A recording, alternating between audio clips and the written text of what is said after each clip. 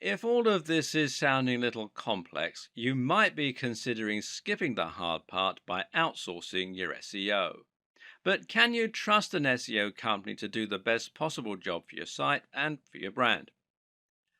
While there are a ton of great SEO companies out there providing valuable work and helping companies to reach new heights in terms of their exposure and profits, the unfortunate fact of the matter is that there are probably more not so great SEO companies. These are the companies that didn't get the memo when Google changed.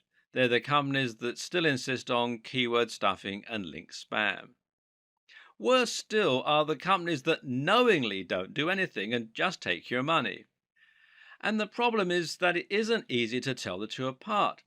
How do you know if your SEO company is offering great value for money or whether it's actually just twiddling its thumbs and sending you large invoices every few months?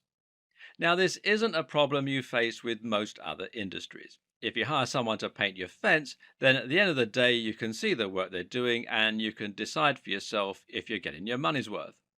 Ultimately, your fence is either going to be painted or it isn't. There are no half measures. The same is true for cleaning companies and marketing consultants and for accountants.